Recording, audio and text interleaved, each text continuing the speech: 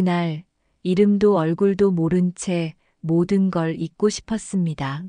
흔들리는 관광버스 안, 낯선 여자에게서 하룻밤 위안을 얻었을 뿐인데 설마 그 익명의 밤이 남긴 잔상이 제 아내가 가장 믿고 따르는 그 사람의 얼굴을 하고 있을 줄이야.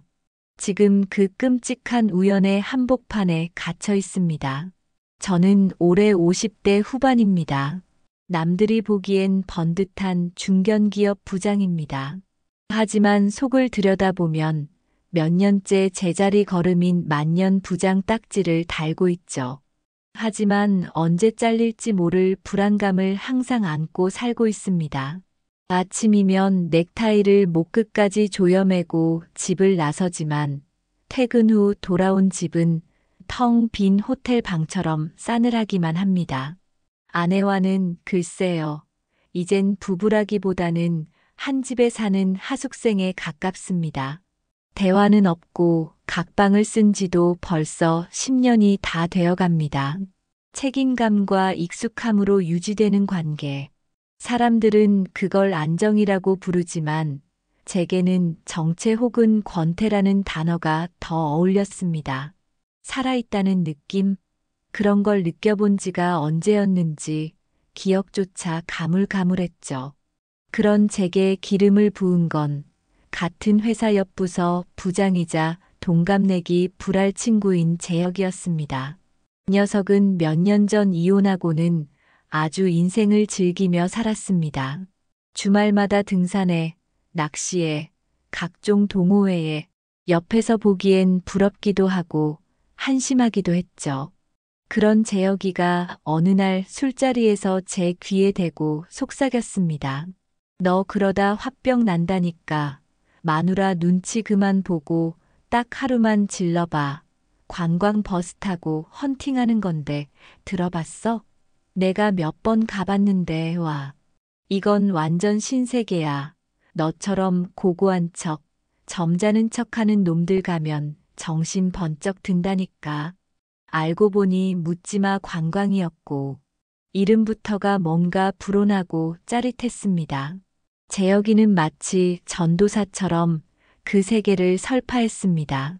가면 다 내 또래들이야. 이름, 직업, 사는 곳, 아무도 안 물어봐. 그냥 그날 하루 가명으로 신나게 놀고 술 마시고 춤추고 눈 맞으면 뭐 더 좋은 거고. 어째? 믿져야 본전 아냐? 솔직히 혹했습니다. 반복되는 지루한 일상에서 막힌 숨통을 잠시라도 트고 싶었습니다. 하지만 겁도 났죠. 혹시 아는 사람이라도 만나면, 아내가 알게 되면 그 파장을 감당할 자신이 없었습니다.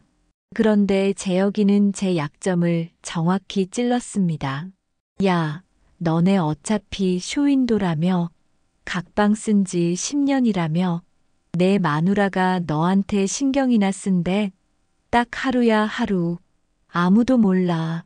며칠 밤낮을 고민했습니다. 잠든 아내의 얼굴을 보며 죄책감을 느끼다가도 다음 날 아침이면 또다시 반복될 무미건조한 하루를 생각하면 숨이 막혔습니다. 결국 저는 넘어가고 말았습니다.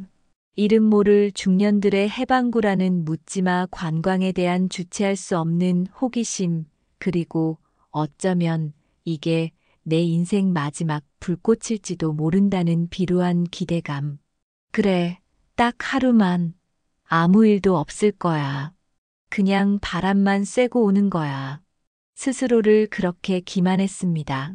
아내에게는 재혁이 이름을 팔아 청계산에 좀 다녀와야겠다는 진부한 거짓말을 둘러댔습니다.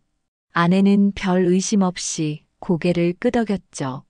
어쩌면 그녀 역시 제게 별 관심이 없는 건지도 모릅니다. 그렇게 저는 제 인생 처음이자 마지막일지도 모르는 비밀스러운 여행길에 오르게 되었습니다. 이른 새벽 약속된 집결지인 시외버스터미널 근처 공영 주차장. 아직 어둠이 가시지 않은 시간인데도 벌써 관광버스 몇 대가 시동을 켜놓고 있었고 비슷한 연배의 남녀들이 삼삼오오 모여 있었습니다. 한껏 멋을 낸 여성들의 화사한 옷차림과 설레는 표정, 그 옆에서 애써 태연한 척 담배를 태우거나 서성이는 중년 남성들의 모습, 낯선 풍경이었습니다. 저마다 어떤 사연과 기대를 안고 이 자리에 나왔을까? 먼저 와 있던 재혁이가 저를 발견하고는 팔꿈치로 옆구리를 쿡 찔렀습니다. 쫄지 마, 임마. 표정 관리하고. 오늘 내 인생 황금기 다시 시작하는 날이다. 그 녀석은 뭐가 그리 좋은지 벌써 다른 여자들에게 농담을 던지며 희희낙낙하고 있었습니다. 시간이 되자 진행요원으로 보이는 여성이 명단을 들고 나타났습니다. 자, 오늘 행복 찾기 당일 여행에 오신 우리 형님 누님들 환영합니다. 버스 탑승 전에 오늘 하루 쓰실 예명 확인하고 가실게요. 최강민 님은 오늘 폴. 자, 폴 형님. 2호차 15번 좌석입니다. 떨리는 마음으로 2호차에 올랐습니다. 재혁이도 같이 타며 제게 엄지손가락을 치켜 세워 보였습니다. 15번 좌석. 창가에는 이미 한 여성이 앉아 조용히 창밖을 보고 있었습니다. 언뜻 보아도 단정하고 기품 있는 모습. 옅은 화장 너머로 보이는 얼굴에는 어딘지 모를 그늘 같은 것이 느껴졌습니다. 재혁이가 말한 신세계가 이런 건가? 심장이 멋대로 두근거렸습니다. 저, 폴입니다. 제가 먼저 어렵게 말을 건넸습니다. 그녀는 천천히 고개를 돌려 저를 보았습니다. 크고 깊은 눈이었습니다. 그 눈과 마주치는 순간 잠시 숨을 멈췄습니다. 그녀는 희미하게 미소를 지으며 짧게 답했습니다. 네, 에리카예요. 목소리는 나긋했지만 어딘가 거리를 두는 듯한 느낌이었습니다. 그 짧은 인사를 끝으로 우리 사이에는 다시 숨막히는 어색함이 흘렀습니다. 버스는 천천히 주차장을 빠져나와 도시의 새벽을 가르기 시작했습니다. 저는 창밖으로 스쳐 지나가는 풍경을 보는 척하며 옆자리의 그녀를 의식했습니다. 그녀의 은은한 비누 향인지 샴푸 향인지 모를 향기가 코끝을 간지렸습니다. 내가 지금 여기서 뭐 하는 거지? 미쳤지. 여길 왜 왔을까? 후회와 자책감이 다시 고개를 들었습니다. 하지만 버스는 이미 출발했고 저는 이제 폴이라는 이름 뒤에 숨어 오늘 하루 낯선 여자 옆에서 묻지마 관광이라는 생경한 여행을 시작해야만 했습니다. 과연 이 버스는 저를 어디로 데려갈까요? 그리고 제 옆자리의 저 여자, 에리카는 어떤 사람일까요? 알 수 없는 불안감과 함께 아주 오랜만에 느껴보는 기묘한 설렘이 제 안에서 꿈틀대기 시작했습니다. 버스는 익숙한 도시 풍경을 뒤로하고 고속도로로 접어들었습니다.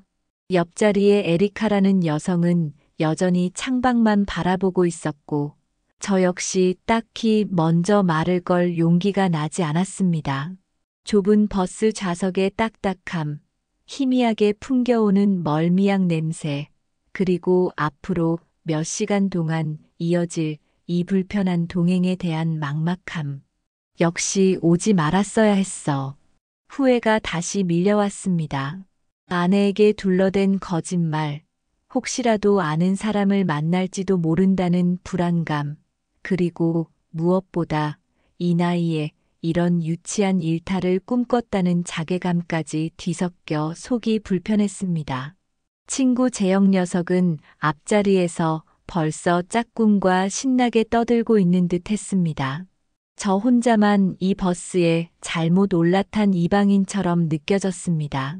바로 그때 버스 앞쪽에서 요란한 마이크 소리가 터져 나왔습니다. 자신을 오늘 하루 여러분의 행복 도우미, 섹시 마담이라고 소개한 중년 여성이었습니다. 화려한 옷차림에 과장된 몸짓, 쩌렁쩌렁한 목소리. 딱 봐도 이런 행사를 한두 번 진행해 본 솜씨가 아니었습니다. 자, 우리 형님 누님들, 아직도 첫사랑 만난 것처럼 얼굴들이 굳어 계시면 쓰나, 옆에 계신 분은 오늘 하루 저랑 같이 우리 형님 누님들, 책임질 파트너, 운명의 데스티니, 서로 아직 통성명도 안 하셨죠? 자, 지금부터 딱 1분 드립니다. 오늘 하루 부를 예명, 그리고 내가 이것만큼은 자신 있다 하는 것 딱 한 가지씩만 옆 짝꿍한테 속삭여주기. 시작. 갑작스러운 미션에 버스 안이 술렁였습니다.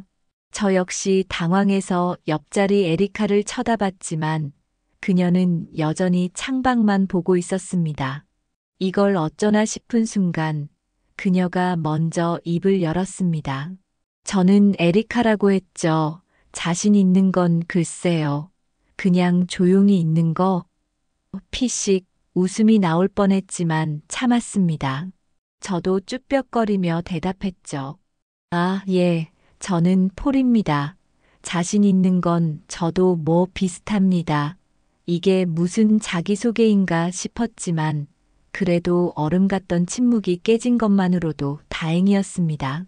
마담은 쉴 틈을 주지 않았습니다. 자, 이름도 텄겠다. 이제 슬슬 몸 좀 풀어볼까요? 우리 형님들, 옆에 누님들 뭉친 어깨, 사랑으로 정성으로 주물러주기. 30초 시작. 여기저기서 어색한 웃음과 함께 남성들의 손이 옆자리 여성의 어깨로 향했습니다. 저도 마지못해 에리카의 어깨에 손을 올렸습니다.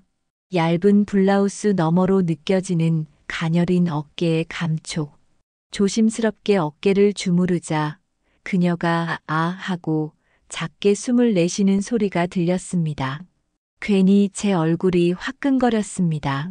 30초가 왜 이리 길게 느껴지는지. 반대로 여성들이 남성들의 어깨를 주무를 때는 에리카의 작고 부드러운 손길이 제 어깨에 닿자 온몸에 전기가 흐르는 듯 했습니다. 수십 년 만에 아내 외의 여자가 제 몸에 손을 댄다는 사실이 주는 낯선 긴장감이었죠. 분위기는 점점 더 무르익었습니다.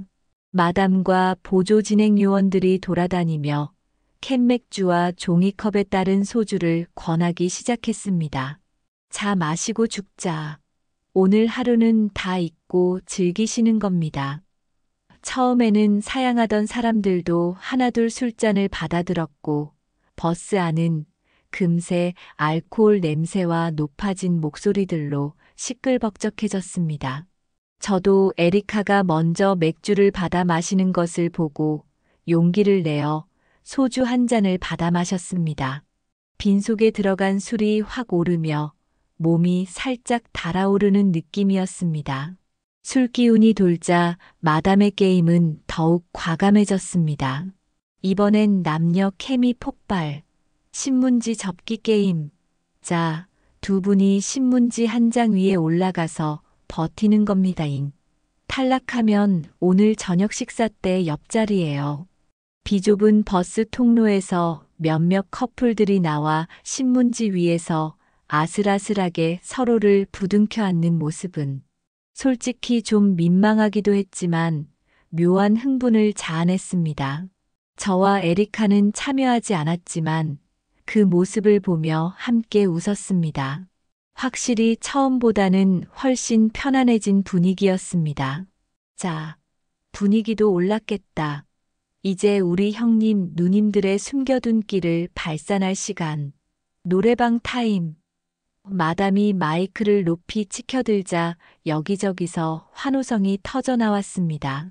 재영 녀석이 어느새 마이크를 잡고 느끼한 목소리로 트로트 한 가락을 뽑아내고 있었습니다. 분위기는 절정으로 치달았죠. 그런데 갑자기 재혁이가 노래를 멈추고 외쳤습니다. 자, 다음 타자는 내 친구.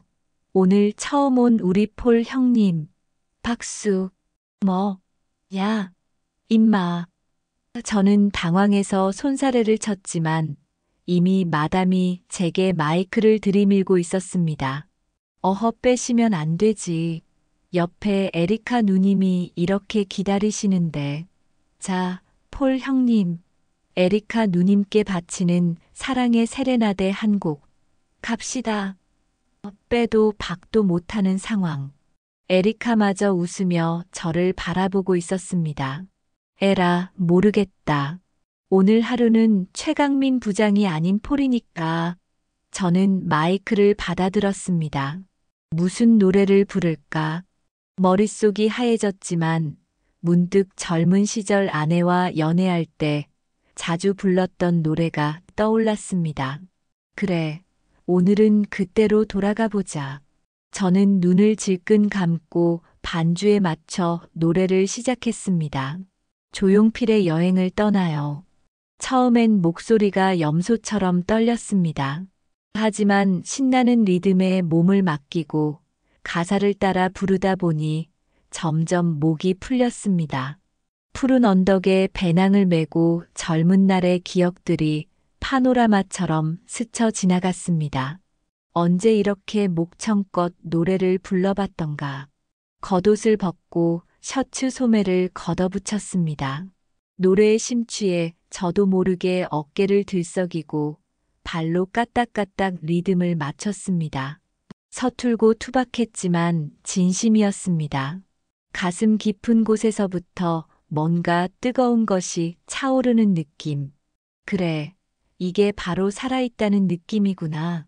수십 년 만에 느껴보는 순수한 해방감이었습니다. 노래가 끝나자 버스 안에서 박수갈채가 쏟아졌습니다. 특히 재영 녀석이 휘파람까지 불며 난리였습니다. 저는 쑥스러움에 얼굴이 빨개져 얼른 자리로 돌아왔습니다. 그런데 옆자리 에리카가 진심으로 감탄한 듯한 눈빛으로 저를 바라보고 있었습니다. 폴님 정말 멋지셨어요. 노래하는 모습 보니 다른 사람 같아요. 뭔가 훨씬 자유로워 보이세요. 그녀의 칭찬은 빈말이 아니었습니다. 따뜻하고 진솔한 목소리. 그 말 한마디에 제 안에 남아있던 마지막 어색함과 경계심마저 눈 녹듯 사라지는 것 같았습니다. 저도 모르게 그녀를 보며 웃었습니다. 아닙니다. 그냥 오랜만에 불러봐서 저도 좀 신났네요. 그 후로 우리는 훨씬 자연스럽게 대화를 이어갔습니다. 창밖 풍경에 대해서, 마담의 짓궂은 농담에 대해서, 서로의 취미에 대해서. 이제 버스 옆자리는 더 이상 불편한 공간이 아니었습니다. 오히려 설렘과 호기심, 그리고 아슬아슬한 긴장감이 감도는 특별한 공간이 되어가고 있었습니다. 버스는 여전히 목적지를 향해 달리고 있었지만 제 마음은 이미 옆자리의 에리카라는 여성에게로 향하고 있었습니다.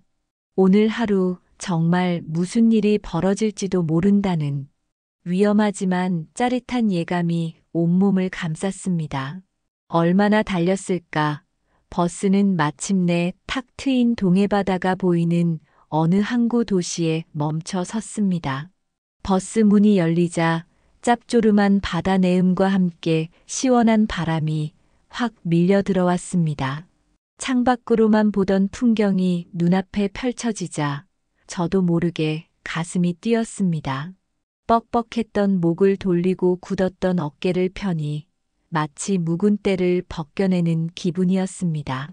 자, 여기가 바로 오늘 우리 형님 누님들의 청춘 충전소. 아름다운 동해 바닷가입니다. 일단 금강산도 식후경.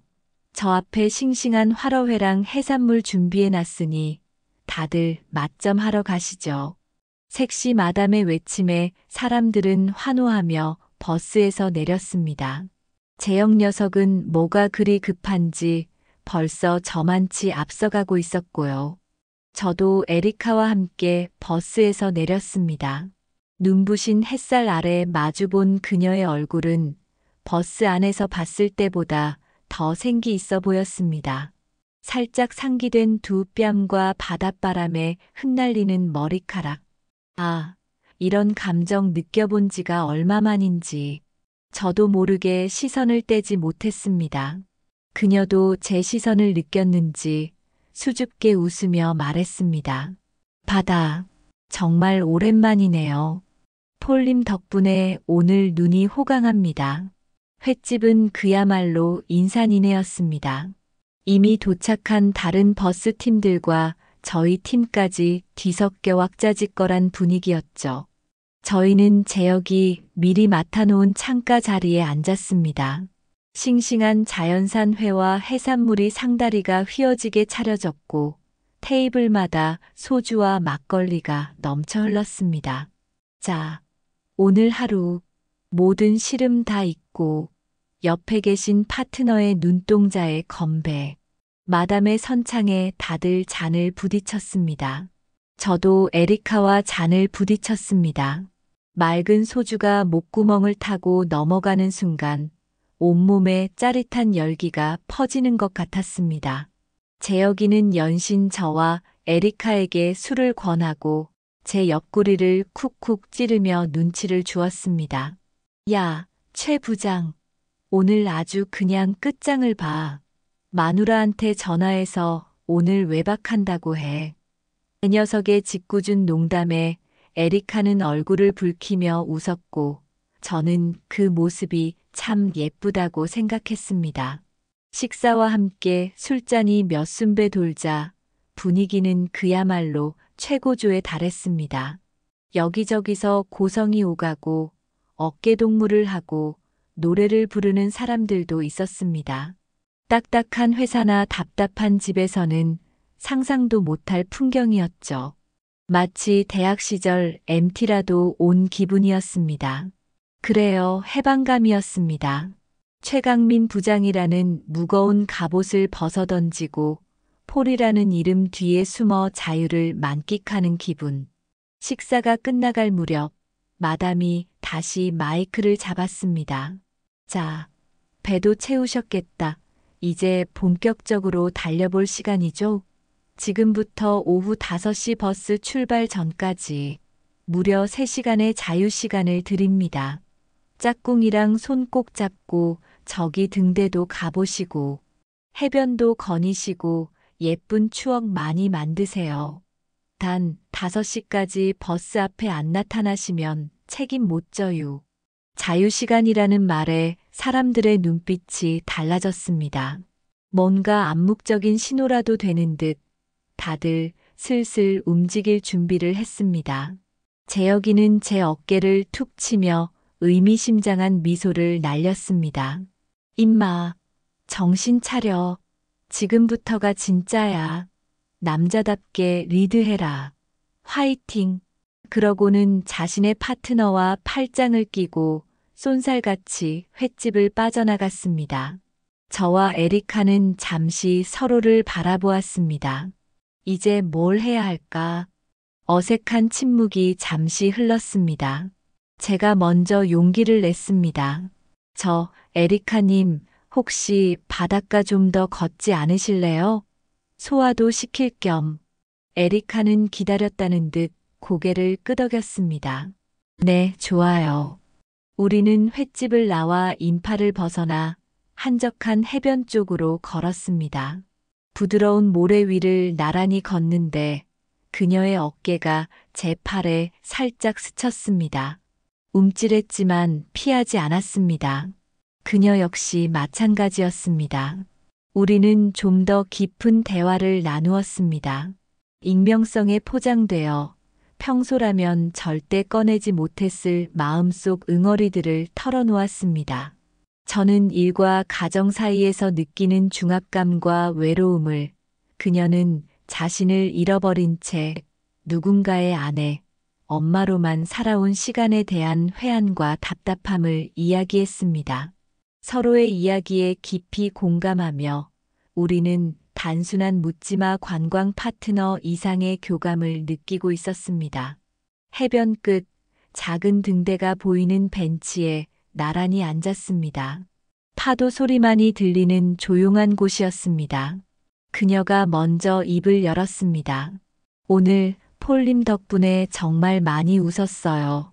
그리고 위로도 많이 받았고요. 감사해요. 그녀의 눈가가 촉촉하게 젖어 있었습니다. 그 모습에 제 마음도 울컥했습니다. 저 역시 마찬가지였으니까요. 저도 에리카님 덕분에 오늘 제가 살아있다는 걸 느꼈습니다. 진심이었습니다. 우리는 한동안 말없이 서로의 눈을 바라보았습니다. 그녀의 깊은 눈동자 속으로 빨려 들어가는 것 같았습니다. 주변의 모든 것이 흐릿해지고 오직 그녀와 저만 존재하는 듯한 느낌. 술 기운 때문인지 아니면 주체할 수 없는 감정 때문인지 얼굴이 뜨거워졌습니다. 제가 먼저 그녀의 손을 잡았습니다. 그녀는 놀란 듯 움찔했지만 이내 제 손을 마주 잡아왔습니다. 따뜻하고 부드러운 감촉, 심장이 터질 것처럼 뛰었습니다. 이대로 보내면 제가 평생 후회할 것 같습니다. 에리카님, 제 목소리가 떨려 나왔습니다. 에리카는 대답 대신 제 눈을 깊이 응시했습니다. 그 눈빛 속에는 망설임과 두려움, 하지만 그보다 더 큰 끌림과 욕망이 담겨 있었습니다. 그녀가 작게 고개를 끄덕였습니다. 더 이상 망설일 이유가 없었습니다.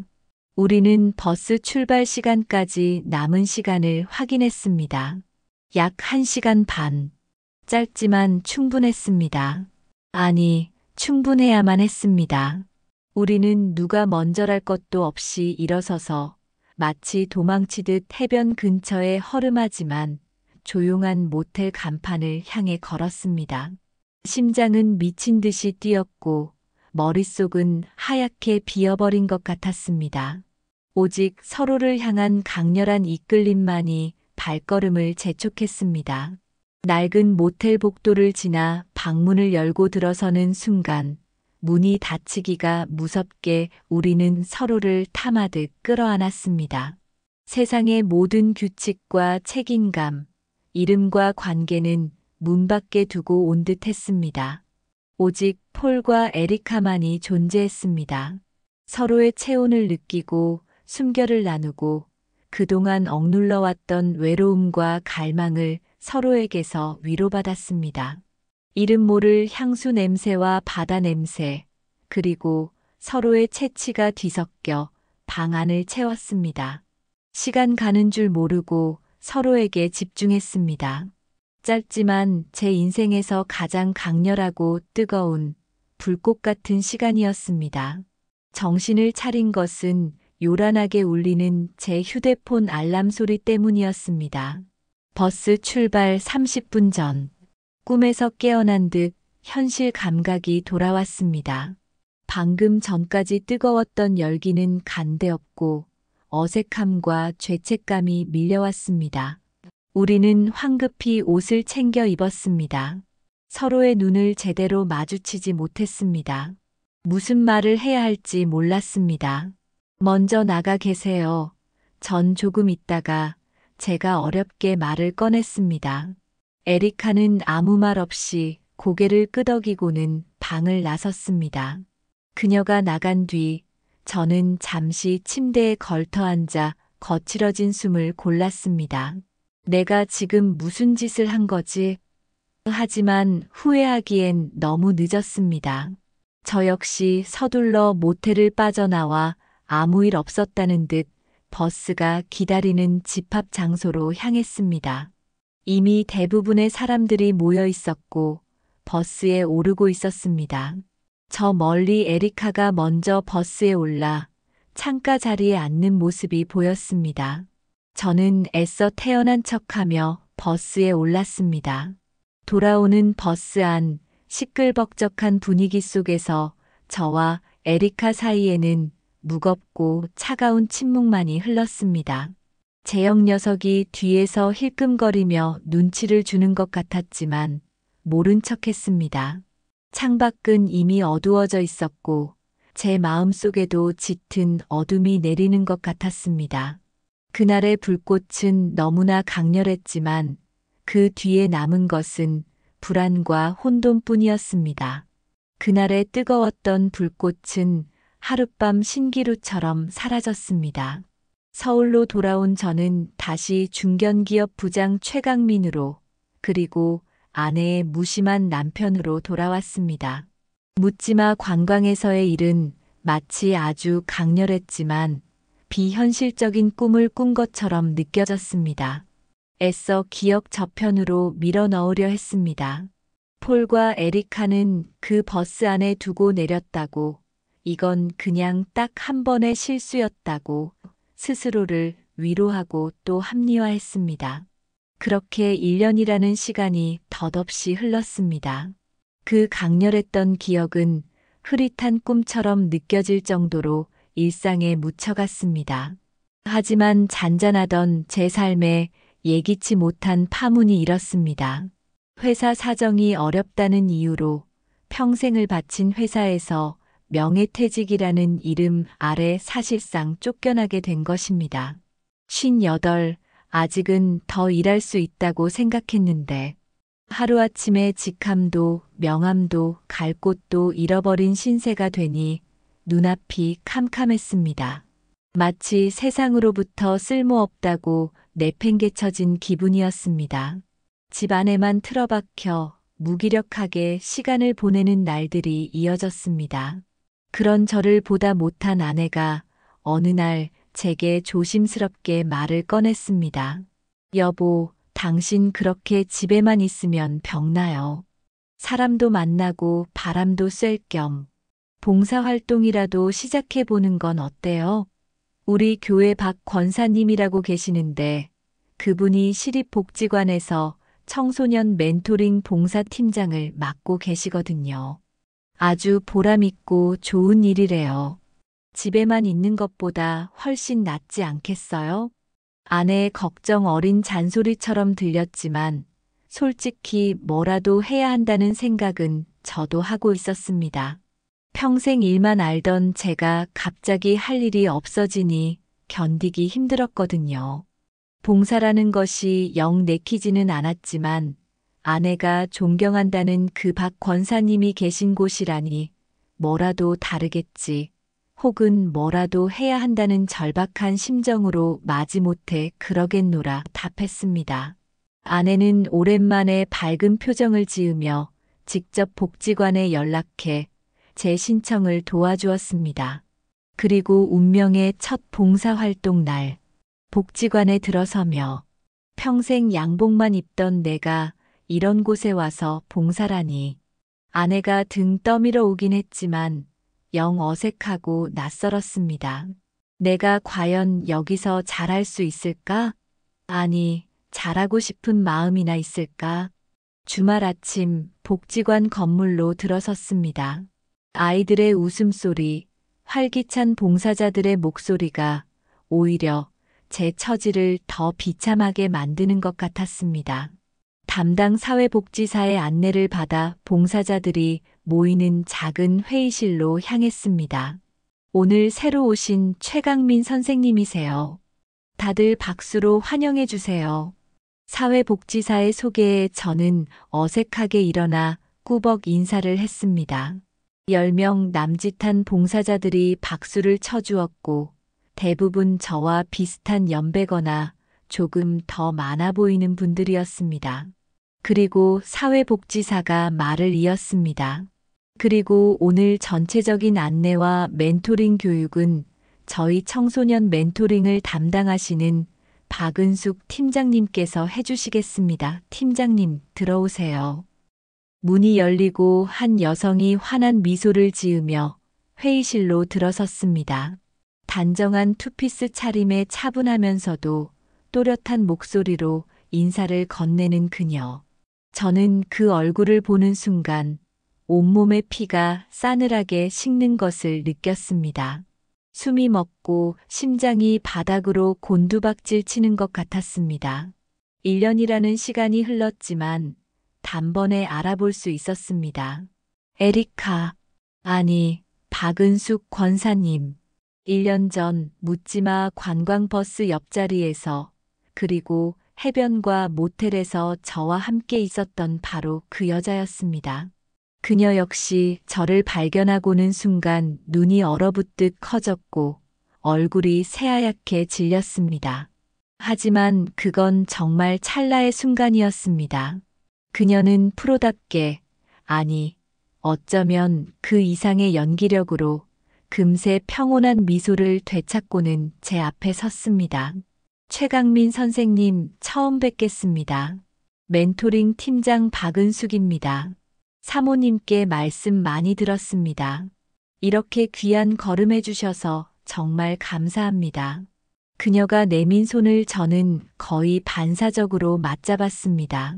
그녀의 손은 차갑게 식어 있었지만 그 악수를 하는 짧은 순간 제 머릿속은 1년 전 그날의 뜨거웠던 기억과 눈앞에 기막힌 현실, 그리고 명예퇴직이라는 제 비참한 처지까지 뒤엉켜 아수라장이 되었습니다. 아내가 존경에 맞지 않는 그 박 권사님이 내가 하룻밤 일탈을 저질렀던 바로 그 여자라니. 심지어 아내가 나를 이곳으로 이끌기까지 했다니. 이런 기막힌 우연이, 아니, 악연이 있을 수 있을까요? 정신을 차릴 수가 없었습니다. 오리엔테이션 내내 박은숙 씨, 아니, 에리카, 아니, 박 권사님은 시종일관 침착하고 전문가다운 모습으로 설명을 이어갔습니다. 하지만 저는 그녀의 목소리가 귀에 제대로 들어오지 않았습니다. 그녀의 입술 움직임, 손짓 하나하나가 슬로우 모션처럼 보였고 가끔 그녀와 눈이라도 마주칠까봐 고개를 숙인 채 바닥만 쳐다봐야 했습니다. 식은땀이 등줄기를 타고 흘렀습니다. 설상가상으로 쉬는 시간에 복지관 관장님이 잠시 들러 인사를 했는데 그분은 아내와 같은 교회에 다니는 장로님이었습니다. 그는 저를 보더니 반갑게 아는 척을 하며 아내의 안부를 물었습니다. 최 선생님 사모님께서 적극 추천하셔서 모시게 됐습니다. 안 그래도 요즘 힘든 일 있으셨다고 들었는데 봉사하시면서 힘내십시오. 앞으로 우리 박은숙 팀장님 잘 도와서 아이들을 위해 힘써 주십시오.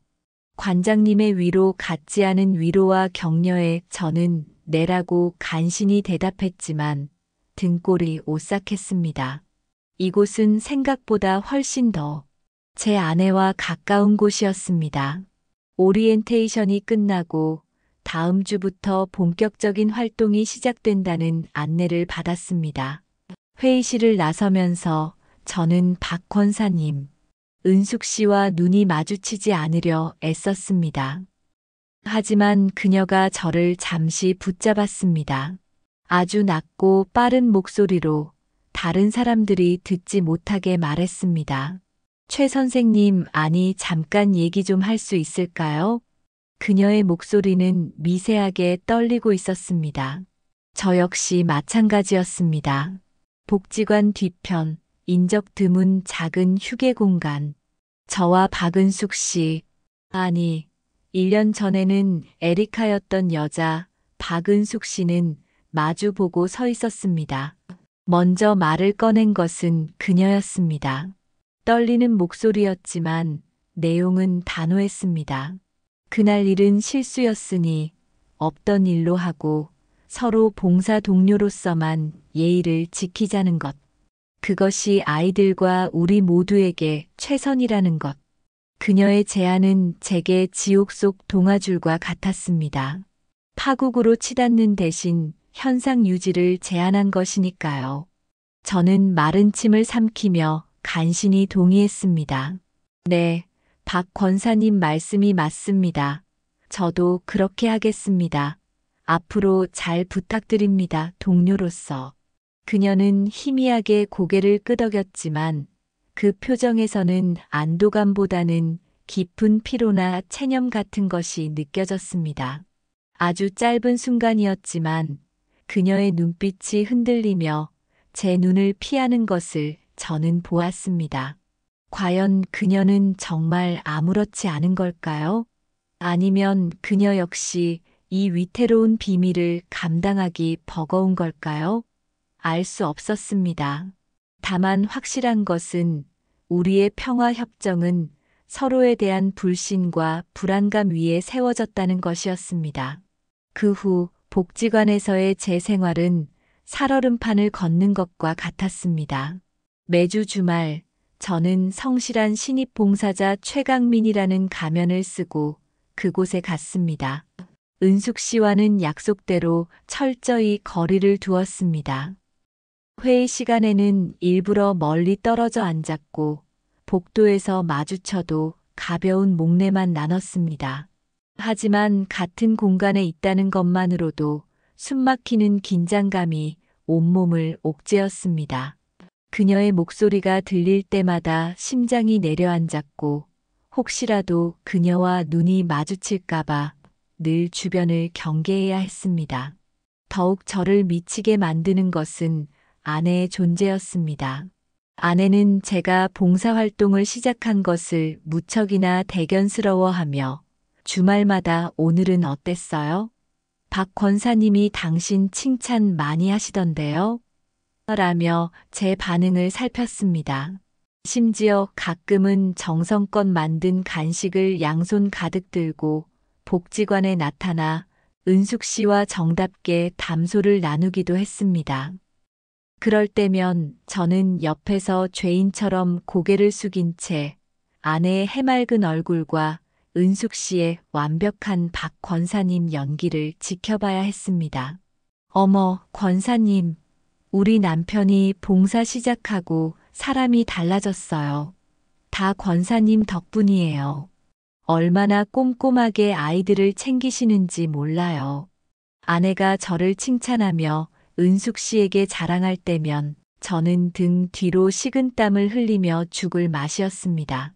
제 아내가 가장 존경하는 여자가 제가 하룻밤 불장난을 했던 상대라는 사실을 그녀는 꿈에도 모르고 있었으니까요. 그럴 때마다 은숙 씨는 온화한 미소로 아니에요, 사모님. 최 선생님께서 워낙 열심히셔서 그렇죠. 라고 답했지만 저는 그녀의 미소 뒤에 숨겨진 차가운 긴장감을 느낄 수 있었습니다. 엎친 데 덮친 격으로 평소 다른 봉사자들에게 관심이 많고 특히 은숙 씨를 은근히 시기하던 김 여사의 의심은 날로 깊어갔습니다. 그녀는 틈만 나면 저와 은숙 씨 주변을 맴돌며 두 분, 오늘따라 표정이 왜 그래요? 혹시 나 몰래 연애하시는 거 아니에요?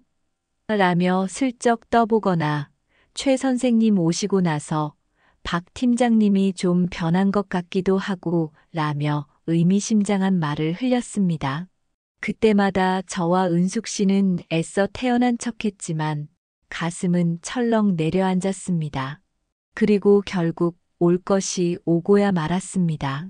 그날은 봉사활동 후 휴게실에서 다 함께 차를 마시는 자리였습니다. 라디오에서 흘러나온 옛 팝송. 하필이면 1년 전 묻지마 관광버스 안에서 저와 은숙 씨가 함께 따라 불렀던 조금은 희귀한 그 노래였습니다.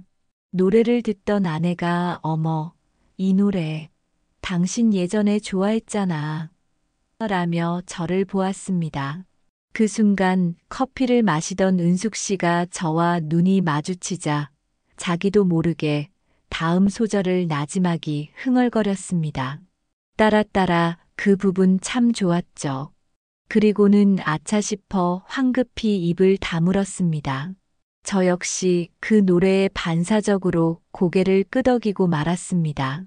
아내는 잠시 의아한 표정으로 저와 은숙 씨를 번갈아 보았습니다. 어머, 박 권사님도 이 노래 아세요? 두 분이 어떻게 동시에? 심장이 멎는 듯 했습니다. 등골이 서늘해졌습니다. 김 여사가 기다렸다는 듯 그러게 말이에요. 두 분 혹시 옛날에 같은 학교라도 나오셨나? 라며 거들었습니다. 그 순간 은숙 씨가 차분하게 하지만 약간 빠른 말투로 웃으며 말했습니다. 아유, 그럼요, 사모님. 이 노래 워낙 유명했잖아요. 저도 젊었을 때 참 좋아했어요. 최 선생님도 좋아하셨나 보네요. 그녀는 자연스럽게 저에게 동의를 구했고, 저는 간신히 네, 뭐 그렇죠 라고 얼버무렸습니다. 아내는 그러셨구나 하며 금세 다른 이야기로 넘어갔지만, 저와 은숙 씨는 서로의 얼굴을 차마 볼 수 없었습니다. 찻잔을 든 손이 사시나무 떨듯 떨렸습니다. 가볍게 넘어간 듯 보였지만 그 순간 우리의 비밀은 벼랑 끝까지 내몰렸던 것입니다. 그날 이후 저는 아내 앞에서 은숙 씨와 함께 있을 때면 더욱 입을 닫고 그림자처럼 행동했습니다. 답답한 마음에 재혁에게 전화를 걸었습니다. 야, 나 요즘 봉사활동 때문에 골치 아픈 일이 있다. 라고 운을 떼었지만 차마 입이 떨어지지 않았습니다. 이 추악한 비밀을 어떻게 친구에게 말할 수 있을까요? 결국 아니다. 신경 쓰지 마라. 라며 전화를 끊고 나니 더 깊은 고독과 절망감이 저를 덮쳤습니다. 시간은 속절없이 흘렀습니다. 저는 명예퇴직 후의 삶에 봉사활동이라는 어색한 옷을 입고 아슬아슬한 비밀을 간직한 채 살아가고 있었습니다. 은숙 씨와의 관계는 여전히 평화협정 아래 유지되었지만 그것은 살얼음판 같은 평화였습니다.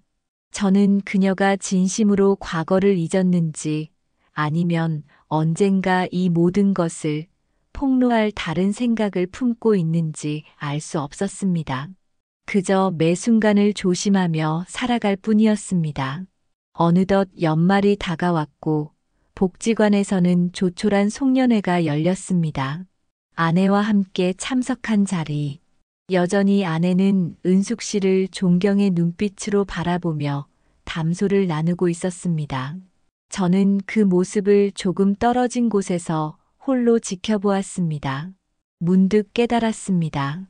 어쩌면 이것이 제 남은 삶의 모습일지도 모른다는 것을.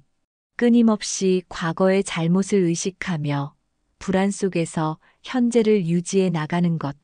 그것이 제가 선택한 일탈의 대가였습니다.